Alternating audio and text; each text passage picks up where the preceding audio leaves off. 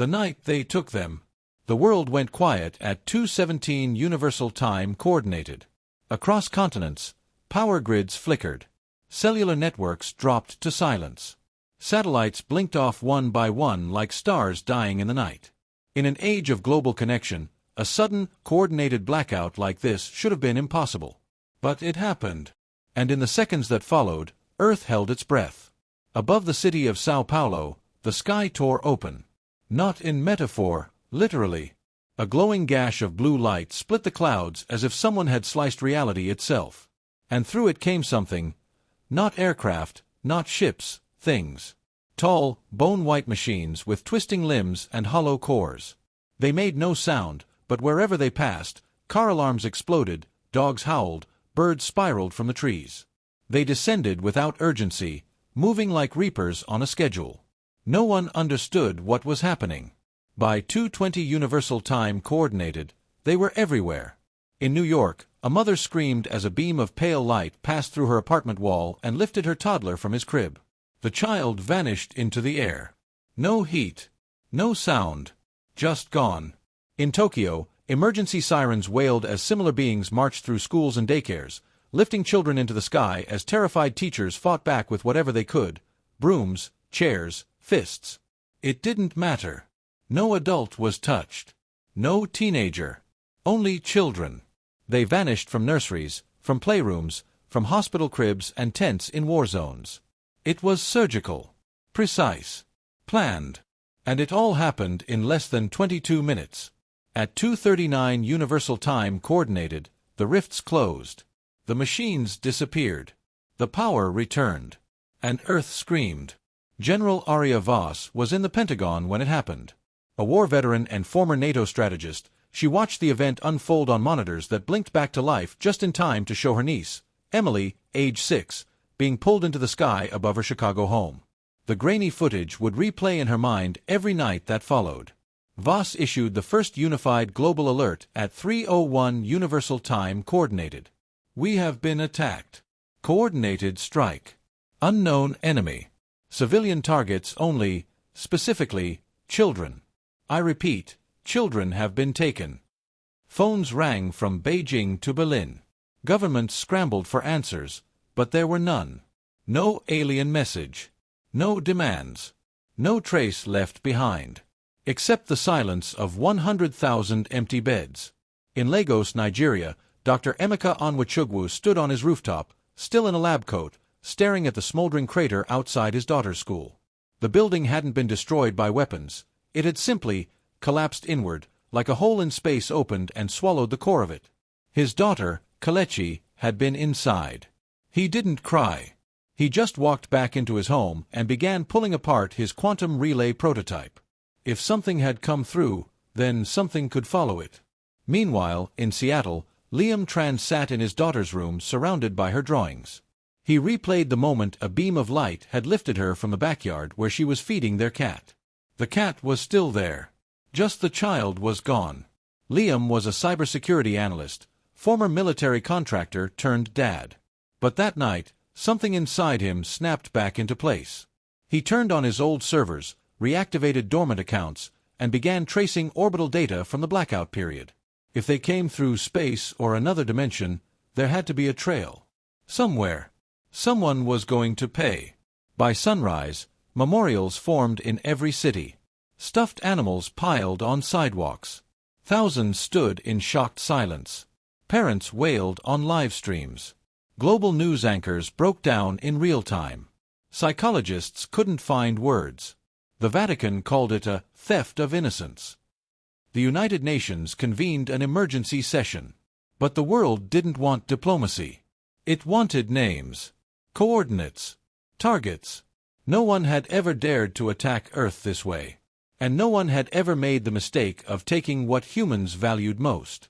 Not money. Not power. Their children. And though Earth grieved, it did not break. In bunkers, bases, garages, labs, and shadows, something began to move. Humanity wasn't preparing a response. It was preparing a reckoning. The forge of unity. The images looped endlessly. CCTV feeds, cell phone videos, live stream fragments. children vanishing in beams of cold light. Scientists tried to slow the frames, military analysts attempted to triangulate origin points, intelligence agencies interrogated every anomaly. It didn't matter. The only thing humanity agreed on was this. The enemy had come, and they had taken the one thing no species should ever take. Within a week, the planet was no longer a collection of divided nations. The grief of parents turned into fire, and that fire forged something terrifying in its resolve. Project Hades, humanity's aggressive deep space extermination strategy. General Arya Voss was named Supreme Commander of Earth Defense. She stood in Geneva, flanked by drones and diplomats, as she gave her first public address. "We will not beg. We will not bargain. We will find who took our children, and we will make them regret the breath they stole from our world." Project Hades was greenlit by every major power on Earth within hours. In a cavern beneath Mount Elbert, Colorado, old Cold War silos became command corps. Engineers from Tokyo, Mumbai, and Berlin worked side by side, welding alien components scavenged from dormant meteorite crashes and deep-sea anomalies, now reclassified as early scout tech from invaders. Dr. Emeka Onwuchukwu stood in front of a new kind of reactor, a quantum lattice fusion drive capable of folding spacetime. "We don't need to outrun them," he said to his team. "We need to catch them and burn them." He hadn't slept in 5 days. His daughter's shoes still sat under his console. Far across the Pacific, in the salt flats of Chile, the Earthforge shipyard rose like a cathedral of vengeance. Massive cranes lifted titanium-plated hulls, shaped not for elegance but for war. The first ships were named not after gods or stars, but after playgrounds, schools, and parks where children had vanished. The Abigail rose. The Westvale 34. A St. Mark's Hollow. Liam Tran worked there in secret, coordinating drone fleets and integrating cyberweapon payloads. He called them memory missiles, each one coded to beam Earth's recovered footage into enemy systems seconds before detonation. The invaders would see what they had done. Then they'd burn. He also launched the We Remember protocol, a pulsar broadcast system sending 2 words through every known interstellar band. We remember.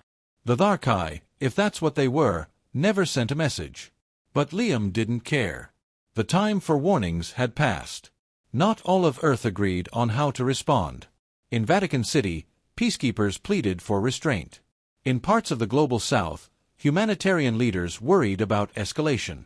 But in every major city, protests in favor of total retaliation dwarfed them 10 to 1. Skyscrapers lit up with digital banners. Find them. Fight them. Finish them. In Kenya, a mother whose twin sons were taken tattooed her arms with their names, and volunteered for combat. In Russia, retired Spetsnaz veterans re-enlisted, offering to fight with fists if we have to. In Alaska, Inuit trackers joined orbital training units, calling the aliens Sky Devils and swearing oaths of blood. Grief had become something new. Not hate. Purpose. 31 days after the abduction, Earth's first retaliatory fleet launched from low orbit.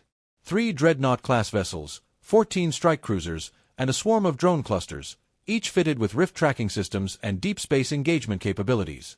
General Voss stood at the launch bay. Her voice rang clear over the global stream. "If you can hear this, know this is not diplomacy. This is not a warning. This is Earth's heartbeat. And it sounds like fire." The fleet vanished into the stars. Humanity's greatest sin had always been division. But that night, across every time zone, screen, and city, they stood together, not in revenge, but in defiance. They had no guarantees of survival. No map. Only grief. And fire. But it would be enough. Because Earth had made a vow. "You took our children. Now we will take your world." Black Dwarf. Red Reckoning. They called it Echo Station, a relay node orbiting a black dwarf star on the edge of a dying system. It was where the trail of the stolen children led. Humanity's fleet emerged from folded space like a blade unsheathed. Rift jump tech was untested, unstable, but it worked. And when it spat them out above Echo Station, what they found wasn't a war fleet. It was worse. A nursery. Dozens of sleek bone-white structures floated in formation, tethered to the station by pulsating blue umbilicals. Inside, Scans showed thousands of life signatures, small, human, altered. Their minds bore Thar'Kai neural grafts. Memories were being rewritten. Children were being reforged. General Arya Voss stood on the command deck of the Abigail Rose, jaw tight. She stared at the rotating structures. They're programming them. Not just to forget who they are. To become them. Can we reverse it? Asked one officer. Maybe, Voss said coldly. But that's not why we're here. Inside Echo Station's control dome, the Thar'Kai observed the fleet. They were tall, eyeless beings of semi-translucent flesh and ridged bone, their thoughts linked in a chorus of consensus. No panic. No rush. To them, Earth's retaliation was expected. The humans had passed the emotional threshold. It was a data point.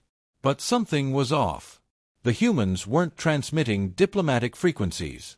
They weren't demanding their children back. They had launched attack drones before even making contact. The humans weren't here to negotiate. They were here to kill. The assault began with silence. No war horns. No speeches. Just Earth's fury, focused and methodical.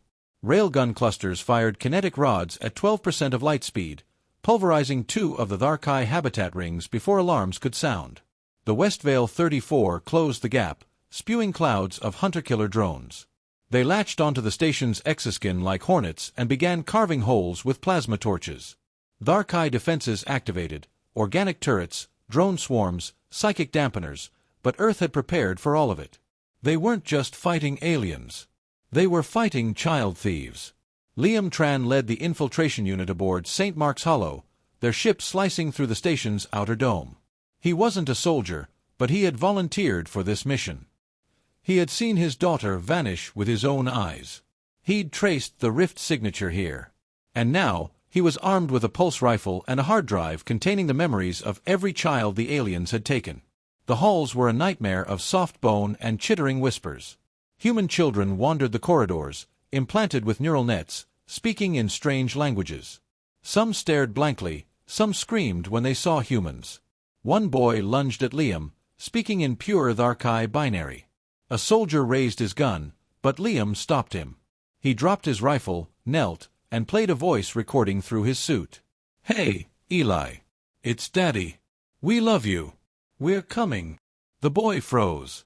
Tears welled. He collapsed. And so, one was saved. Meanwhile, General Voss led a ground assault into the station's central cortex. Her Marines tore through Thar'Kai biotech with focused rage. There were no prisoners taken. They reached the main chamber, where 27 Thar'Kai floated in stasis, linked to a control matrix, a psionic command center reshaping children's minds. She ordered no warning. The chamber was incinerated in a firestorm of directed energy and white phosphorus. "Let their gods sort the rest," she muttered. By the end of the hour, 3 Thar'Kai ships fled into subspace. The rest were destroyed. Echo Station collapsed into the black dwarf, pulled apart by Earth's fusion charges. Liam Tran exited the station carrying one girl, her arms locked around his neck. Her name was Ava. His daughter. Back on Earth, the footage of the rescued children was played on every screen. Not for comfort. For resolve. Some had been saved. But far more were gone. General Voss addressed the world from the Abigail Rose. "We found them. We burned their hive. We recovered a handful. But they were only a piece of what's been done. This was not the end. This was only our answer to a question no species had the right to ask. Now we go to their home." The final message sent across the stars said only, "Your station is ash. Your skies will follow." The ashfall of heaven. They called the Thar'Kai homeworld Virilex, a planet hidden behind a shifting quantum veil in the Epsilon Eridani system. For eons, it had remained undetected, unreachable, untouched. Until now. Humanity's fleet dropped out of folded space like a steel monsoon. Hundreds of warships. Thousands of drones. Millions watching back home through a pulse-synced neural feed. They had come not to conquer.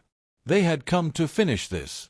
General Arya Voss stood at the command deck of the Abigail Rose, eyes fixed on the pale, bioluminescent surface of Virilex below.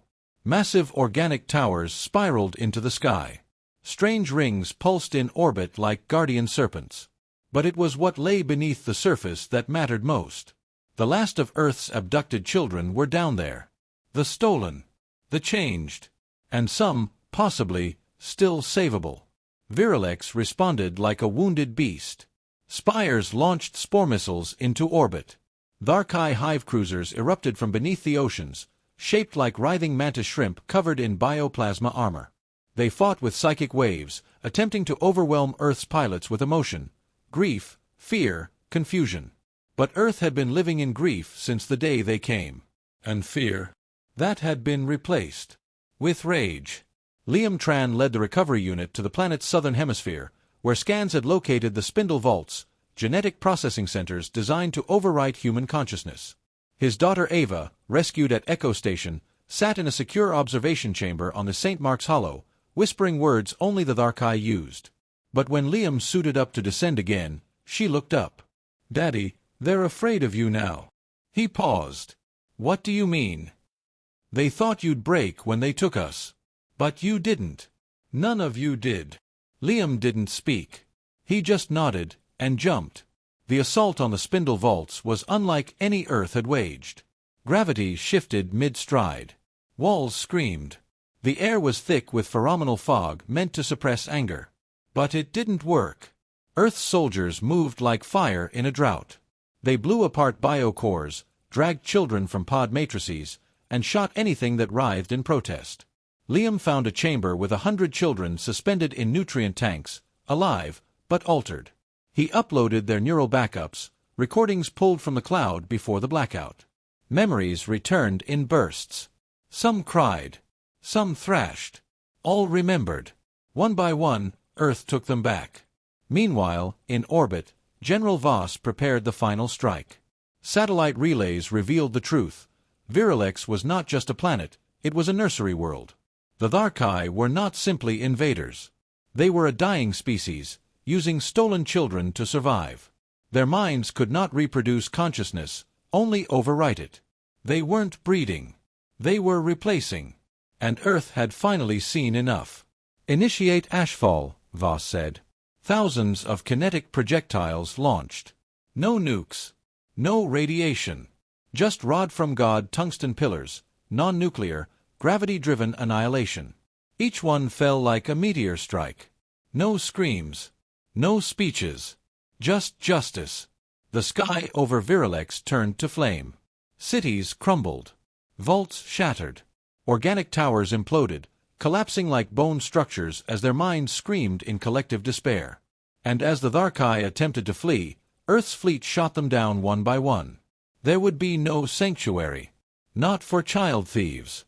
By the third rotation, it was over. The Thar'Kai were gone.